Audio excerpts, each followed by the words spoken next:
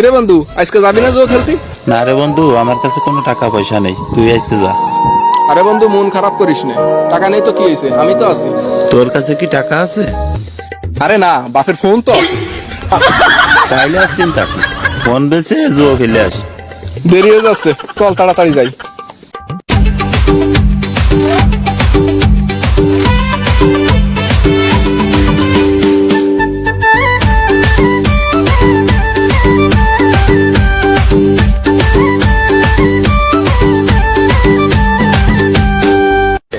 দেহদি কাণ্ড, সন্ধে হয়ে গেল, সেই বাড়ার সাল ডাহানো বাড়ি আসলো নাই।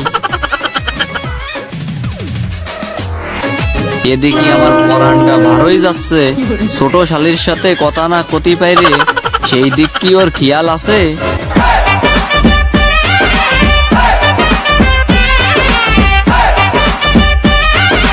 কি রে, ওইটা আমার সালের মতো দেখা যাচ্ছে না?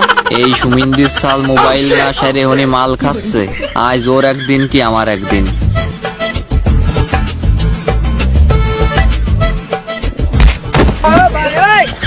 আরে আব্বা, আপনি হঠাৎ এই জায়গায়? আরে রাখ তোর আব্বা, তোরে যে কলাম তাড়াতাড়ি আমার মোবাইলটা সেরে নিয়ে আয়, আমার ইম্পর্টেন্ট কথা আছে। আব্বার ফোন বেচে জুয়া খেলেছি, এখন আব্বারে যে কি কই? এই মনে মনে কি ভাবছিস আমি জানি নে। আব্বা, ফোন তো মেকারের দোকানে 7 দিয়ে আইছি।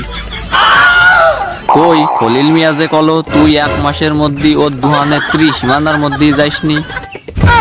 আরে আব্বা, খলিল মাল খাই তো, তাই মনে হয় আপনাকে চিনতে পারিনি। আরে কাকা, আপনার কুলাঙ্গা সাল মিথ্যে কথা করছে, ও তো তোমার ফোন বেচে জুয়ো খেলতেছে। শুয়োর বাচ্চা, তুই আজকে বাড়ি আই, তোর চামড়া দিয়ে সিটুটি বানাই কুত্তা দিয়ে খাওয়াবো। তোরে আমি আমার আপন ভাইয়ের মতো দেখতাম, শেষে কিনা তুই আমার পিছন মারলি। আজকে এই মুহূর্ত থেকে তোর সাথে ব্রেকআপ।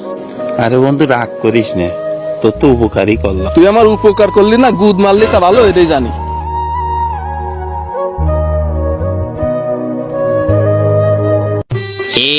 ভাতিজা আমার জোর টাকা। টাকা তোমার পিছন দিয়ে বইরে দিবানি।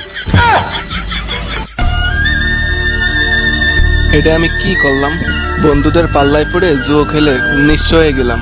এই জুয়ো খেলার জন্যই আমি আমার বাপের কাছে অপরাধী হয়ে গেলাম। এই মুখ আমি আমার বাপরে কিভাবে দেখাবো? আমি আমার বাপের মান সম্মান সব শেষ করে দিলাম। নিজের পরে নিজের খুব রাগ আসছে। যাই আব্বার কাছে যাই ক্ষমা চাই, আব্বা আমার জন্য অনেক কষ্ট পাইছে।